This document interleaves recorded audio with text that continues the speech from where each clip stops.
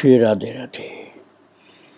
भक्तों, मनुष्य शरीर में भगवान छठे अध्याय में जो कहते हैं, अभ्यासेन तु कौन्तेय वैराग्येण च गृह्यते, अर्थात अभ्यास और वैराग्य ये बहुत ही मुख्य साधना होती है। तो इस विषय में महापुरुष लोग अपने अपने अनुभव की बात करते हैं। कौन सा अभ्यास करना, वैराग्य कैसे होना। अभ्यास के विषय में उड़िया बाबा कहते थे कि 3 श्रेणी होती हैं अभ्यास की। पहला, स्थूल शरीर से अपने को भिन्न समझना, अर्थात सामान्य मनुष्य अपने को शरीर मानता है और जीवन भर अपने को शरीर के ही संबंध से ही देखता है। हम ब्राह्मण हैं, क्षत्रिय हैं, वैश्य हैं आदि। और हम शरीर से भिन्न अपने को समझें, यह अभ्यास है। और इस अभ्यास की पुष्टि होने पर सूक्ष्म शरीर में आत्मत्व का अभिमान हो जाता है। स्थूल शरीर से हटकर सूक्ष्म शरीर में आत्मा का अभिमान हो जाता है। उसके पश्चात शब्द आदि विषयों से असंगता अनुभव करनी, इससे दृष्टि सूक्ष्म शरीर से हटकर कारण शरीर में स्थित हो जाता है। और फिर सुख दुख से पृथकता अनुभव करनी, इसमें अंतःकरण चतुष्टय से हटकर शुद्ध आत्मा में स्थिति होती है। इसी के विषय में महाराज जी कहते थे कि तदबीर वही है जो तकदीर को मिटा दे। भक्तों, चिंतन के समय असंगता की भावना करनी चाहिए। जगत की असत्यता तो विचार से सिद्ध ही है। चिंतन बढ़ने के साथ आसन आज से बैठने की प्रवृत्ति होनी स्वाभाविक है। उसका बढ़ना अच्छा है। वृत्ति बढ़ने से निद्रा, तंद्रा आदि दोष स्वतः नष्ट हो जाते हैं तथा आसन भी स्वयं स्थिर हो जाता है। इसकी प्रेरणा के लिए चाहे आंखें खुली रखो चाहे बंद, वह अपने स्वभाव के अनुसार सरल जिसको जो लगे वो करे। और आवश्यक है चेष्टा शून्य हो जाने की। सीखने की वस्तु भजन है, ब्रह्म विचार नहीं। जब तक विचार का उदय नहीं होता तब तक तो जिज्ञासु के लिए ज्ञान बड़ा है। ये उड़िया बाबा का अनुभव था कि जब तक विचार का उदय नहीं होता तब तक जिज्ञासु के लिए ज्ञान बड़ा। किंतु ज्ञान हो जाने पर तो आत्मा में आसक्ति होनी ही बड़ी बात है। पहले इष्ट वस्तु में आसक्ति होती है, फिर भाव होता है और तत्पश्चात प्रेम की प्राप्ति होती है। और प्रेम को ही समाधि कहते हैं। और बिना प्रेम की समाधि जो होती है भक्तों, उससे कोई कल्याण नहीं होता जीव का। वो जड़ समाधि होती है। प्रेम वाली समाधि ही जीव का उद्धार करती है। ये अवश्य है कि इस संघर्षमय जीवन में तुम्हें नित्य प्रति के अभ्यास में कठिनाई होगी। बड़ी बड़ी असुविधाओं का सामना करना होगा। उस समय तुम्हें सावधान रहना होगा। यदि संसार है ही नहीं तो चिंतन क्यों करते हो? संसार तो भावना से ही बना है। अतः विपरीत भावना से इस भावना का अभाव करो। भक्तों, यही साधना है। निवृत्ति परायण होना, यही ज्ञान का फल है। और भक्तों, बुद्धि का अहंकार निवृत्ति परायण होने पर अपने आप होने लग जाता है। नेति नेति करके अवशिष्ट परम पद का स्वरूप है यही यहाँ समष्टि व्यष्टि सभी प्रकार की बुद्धि और बुद्धि की निवृत्ति की भी निवृत्ति हो जाती है। ये असंगाकार बुद्धि ज्ञानाग्नि है, ये बुद्धि को स्वाहा कर देती है। ये वृत्ति नित्य अनित्य सत असत और जड़ चेतन का विभाग करती है। अतः ये इन सबसे विलक्षण है। इस वृत्ति का लय प्रारब्ध की समाप्ति पर होता है।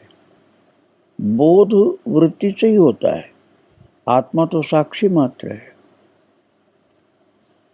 निखिल प्रपंच का बोध होने पर जो प्रपंच शून्य निर्विशेष वृत्ति होती है उसे ही ब्रह्माकार वृत्ति कहते हैं।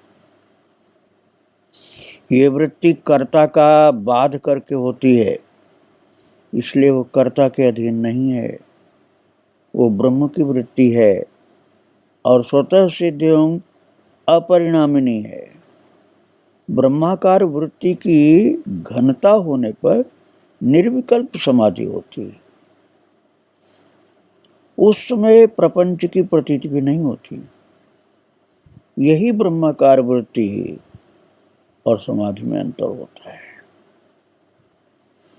वस्तुतः ये वृत्ति ही विवेक दंड है। और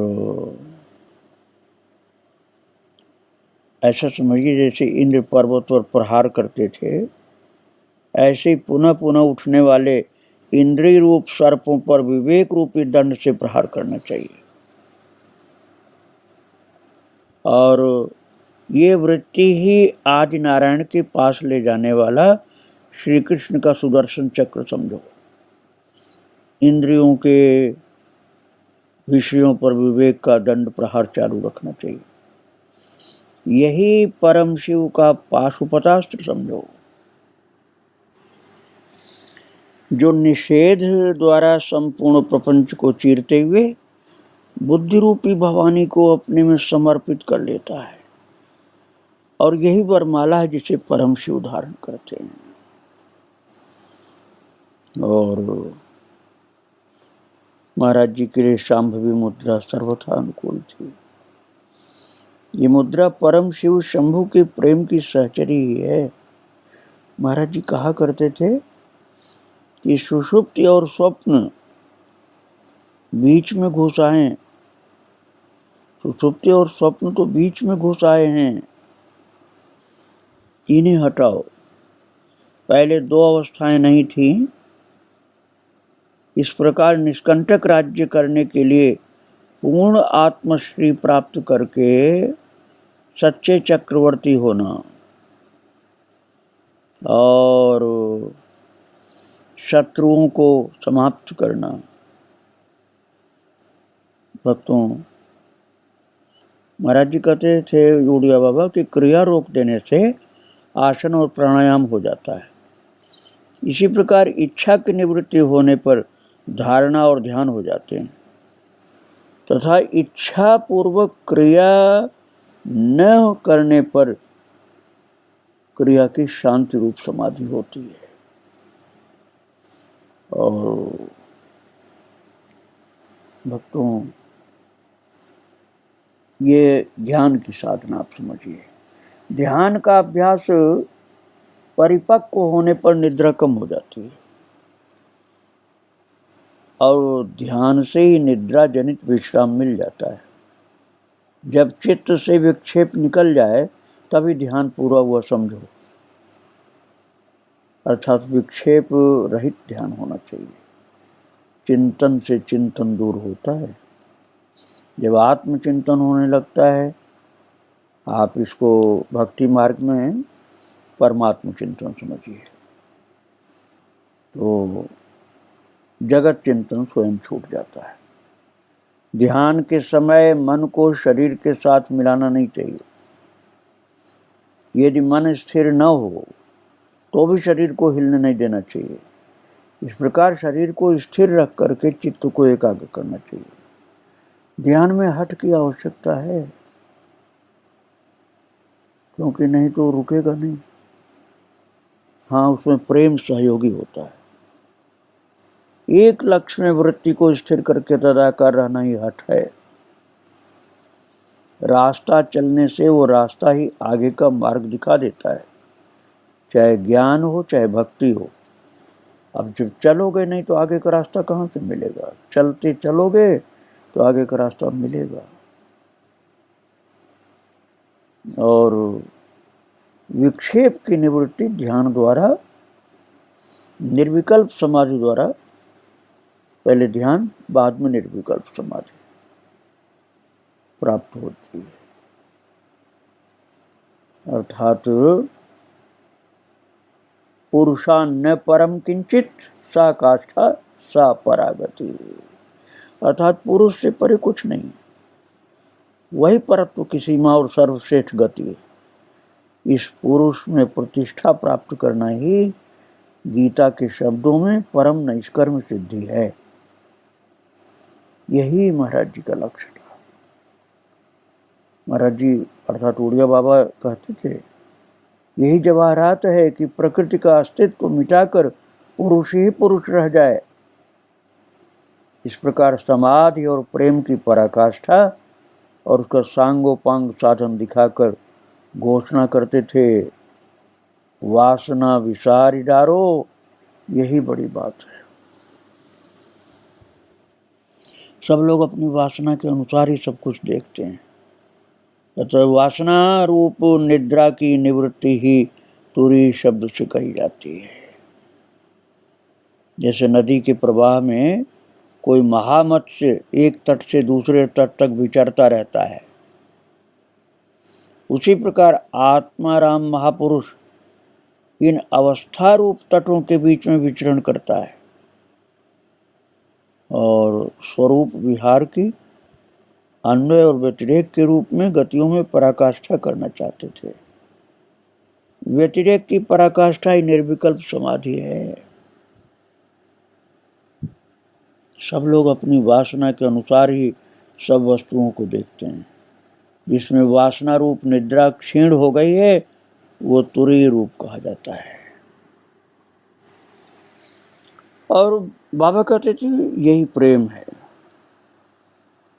इसकी मधुरता में कटुता का लेश मात्र भी योग नहीं होता और अपने स्वभाव पर विजय प्राप्त करना ही शूरवीरता है, जो साधक है उसके लिए बहुत आवश्यक होता है। इस प्रकार जागृत और समाधि में परम शिव का मधुर विहार होता है। इसमें सावधानी यही रखनी है कि मधुर रस में कटुता न आने पावे। इस मधुर रस का परिपाक होने पर उसमें मिठास ही मिठास रह जाती है। निर्विकारता संपादन करना परम आवश्यक है। जब तक चित्त लीन नहीं होता तब तक क्रिया के संबंध से विकार हुए बिना नहीं रह सकता है। चित्त लीन हो जाने पर फिर जो क्रिया होती है वो तो केवल लीला मात्र हुआ करती है।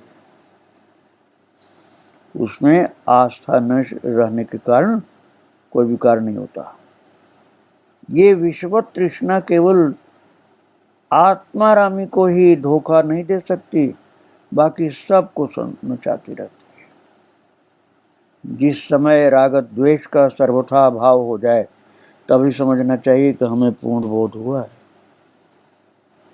राग द्वेष का पूर्ण अभाव हुए बिना साधना की पूर्णता नहीं होती है। जिस समय हमें कोई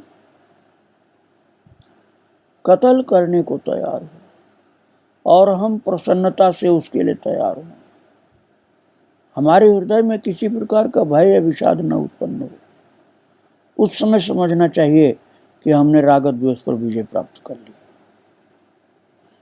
तो महाराज उड़िया बाबा ने तो आखिर में करके भी दिखा दिया था। तो कत्ल ही किया था उनका ठाकुरदास नाम का उन्हीं का सेवक, और बाबा शांत, थोड़ा सा भी विचलित नहीं हुए थे। बाबा कहते थे कि हमारी दृष्टि पड़ते ही सिंह आदि हिंसक जीवों की हिंसा वृत्ति दूर हो जाए, उस समय राग द्वेष का भाव समझना चाहिए। पूर्ण बोध निष्ठा में तो किसी प्रकार भी सूक्ष्माति सूक्ष्म राग द्वेष के लिए भी अवकाश नहीं होता है। जब तक ऐसी स्थिति प्राप्त न हो तब तक अभ्यास तो करते ही रहना चाहिए। बाबा कहते थे कि प्रकृति की आदिम उच्छृंखल अवस्था और नरक का गंभीरतम हाहाकार चाहे क्यों न हो, चाहे प्रलय हो रहा हो, समुद्र सूख रहा हो, पहाड़ टूट टूट करके बिखर रहे हों, तथा विश्व की प्रत्येक वस्तु में अपने नाश के लिए घोर संग्राम छिड़ा हो, तथापि आत्मदर्शी के चित्त में किसी प्रकार का विकार उत्पन्न नहीं होता। हमको अपनी स्थिति कभी चलायमान नहीं होना चाहिए। यदि हम अपनी स्थिति में विचलित हो गए तो हम विचारवान कैसे? चाहे करोड़ों शत्रु उपस्थित हों, उनसे प्रेम ही करना चाहिए, और चाहे करोड़ों मित्र आ जाएं, उनसे राग नहीं करना चाहिए। जो मान के इच्छुक उन्हें मान दे दो, और भी जो व्यक्ति हमसे जिस वस्तु की इच्छा करें उन्हें यथासंभव वस्तु दे देनी चाहिए। माया का चमत्कार जिसे वश में न कर सके, जिसका चित्त संसार के किसी भी पदार्थ की ओर आकर्षित न हो, और जो मन से भगवान में लीन हो गया है, वही सिद्ध है। इसी को महाराज जी ज्ञान के पश्चात होने वाला सच्चा भजन कहते थे। और महाराज जी कहते थे कि गरुण जी की अमृत प्राप्ति का वर्णन मैंने पढ़ा था, और अमृत कलश की रक्षा कर अनेकों सर्प कर रहे थे। उनकी जीवाओं को विषाग्नि की लपटें निकलती थी। उनके चारों ओर आकाश में अग्निमंडल व्याप्त था, परंतु गरुण जी ने अपने मुख में चारों समुद्रों का जल भर करके उससे अग्नि को ठंडा कर दिया, और पंजों में धूल ले जाकर के सर्पों की आंखों में झोंक दिया, तथा पंजों से उन्हें क्षत विक्षत करके अमृत कलश लेकर के दौड़ आए। इस अमृत की प्राप्ति में उन्हें इतनी धीरता वीरता की आवश्यकता पड़ी थी। फिर इस अनंत लौकिक जीवन पूर्ण सत्यात्मक सर्वाधीश अनंत सागर को अपनाने के लिए कितनी अद्वितीय वीरता चाहिए। महाराज जी कहते थे, इस तरह से सावधान होकर के साधक को अपने लक्ष्य की तरफ बढ़ना चाहिए।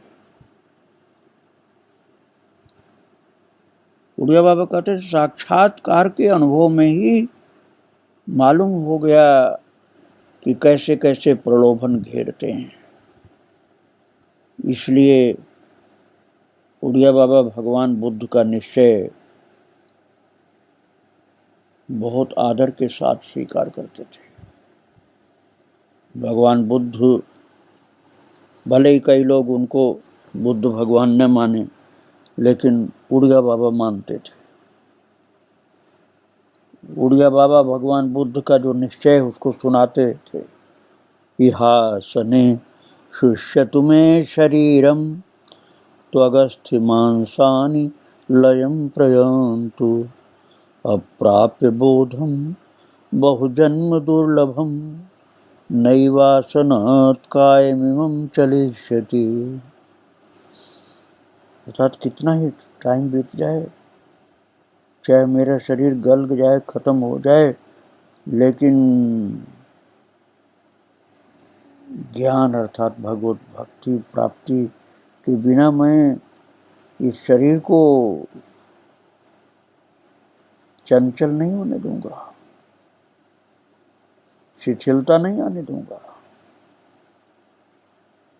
इसके लिए भगवान बुद्ध का एक ऐसा चित्र रखा जिसमें दिखाया गया कि प्रचंड साधना करते करते बुद्ध भगवान का शरीर ऐसा हो गया था जैसा कि मैंने अभी बताया जो बुद्ध भगवान बोलते थे, इह सने शुष्यतु में शरीरम, अर्थात तो इस आसन पर ही मैं बैठे बैठे मेरा शरीर चाहे सूख जाए। तो अगस्थ्य मांसानि निलयम प्रयांतु, अर्थात हड्डियां और मांस नष्ट हो जाएं चाहे, और अप्राप्य बोधम बहुजन्म दुर्लभम, और अनेक जन्मों में भी जिसका प्राप्त होना कठिन है, उस बोध के बिना नैवासनात् कायमिमं चलिष्यति, इस शरीर को, आसन को चलायमान नहीं होने दूंगा मैं। भक्तों, उड़िया बाबा कहते थे कि भगवान बुद्ध का जो शरीर था वो बिल्कुल मूर्ति के जैसा हो गया था, पाषाणवत हो गया था। केवल चमड़ा और हड्डियां रह गई थी, पेट पीठ में सट गया था, और प्रत्येक अंग बल खा गया था। जब अप्राप्त बोध की प्राप्ति के लिए भगवान बुद्ध ने इतना प्रचंड तप किया, तो फिर उस सन्मात्र चिन्मात्र स्वरूप को देख और जान लिया। यो वै भूमा तत्सुखम नाल्पे सुखमस्ति, एनाहम नामृतास्याम किमहम तेन कुर्याम। और भक्तों, निश्चय किया कि जो अमृत है, उस मुर्दे को अमृत निवास में रमण करने के लिए छोड़ दूंगा। एक गेहूं मरकर अपने को मिट्टी में मिलाकर हजारों गेहूं देता है, वैसे ही इस अल्प शरीर प्राण और मन को मिट्टी में मिला दूंगा, जिससे प्राण का भी प्राण और मन का भी नाम होकर स्व महिमा में स्थिर हो जाऊंगा। ये जीवन मेरा किसी प्रकार से भी व्यर्थ नहीं जाएगा। जैसे जीवित चूहा भी बिल्ली का कुछ नहीं बिगाड़ सकता, तो मरा हुआ क्या बिगाड़ करेगा। इसी प्रकार दृश्य मात्र में मुर्दा बुद्धि करके अपने आरोहण में तीव्र सवेग लाऊंगा। इतना ही नहीं, बोधराज का शिकार किया हुआ ये मृतक सिंह आंगन में पड़ा उन बोध नृप की बलिहारी का गीत गाएगा। इस प्रकार अमर गुफा का मार्ग अवरुद्ध करने वाले पांचों कोषों को हटाऊंगा। फिर निष्कंटक स्वराज्य लक्ष्मी के पूर्ण स्वत्व के लिए आगे बढ़ूंगा। ये मन अनेकों रूप धारण करेगा, प्रलोभन के तरह तरह के रूप धारण करके आगे नहीं बढ़ने देगा। क्षिप्त विक्षिप्त प्रक्षिप्त अनेकों विकराल रूप धारण करेगा, परंतु मैं उनसे घबराऊंगा नहीं। प्रकाश प्रवृत्ति और मोह रूप धारण करके सामने आ जाए तो भी उनके साथ सटूंगा नहीं। अनेकों संप्रज्ञात समाधियां अपने विचित्र रसमय मोहन रूप धारण करके आ जाएं, तथापि पग पग में स्वरूप के आनंद का आस्वादन करते हुए उन्हें हटाता जाऊंगा। फिर शुद्ध चिन्मात्र दृङ्मात्र साफ एकदम शुद्ध होने के लिए उनमें रसास्वाद न करते हुए विवेक द्वारा असंग रहूंगा। इसके लिए महाराज जी ने भगवान बुद्ध का तप साधन नाम का एक चित्र रखा था। इसके नीचे लिखा था, थोड़े ही दिनों में वे असंप्रज्ञात समाधि में पहुंच गए। इसी प्रकार अनेकों समाधियों को पार करके अंत में वे सिद्धासन लगाकर समाधि में निमग्न हो गए। भक्तों, बहुत से लोग नहीं मानते हैं भगवान बुद्ध के इस स्वरूप को, लेकिन उड़िया बाबा तो मानते थे, और उड़िया बाबा परम ज्ञानी थे। बुद्ध भगवान के चित्र को भी रखते थे, उनसे प्रेरणा भी लेते थे। इसलिए मैं तो यही कहूँगा कि भगवान बुद्ध भी हमारे लिए प्रेरक हैं, मार्गदर्शक हैं। उनसे हमको ध्यान समाधि की प्रेरणा में प्राप्त होती है। आगे फिर मैं आपको इस विषय में बताऊंगा। आज महाराज जी को और बुद्ध भगवान को प्रणाम करके यहीं विराम दे रहा हूँ। श्री राधे राधे, जय श्री राधे।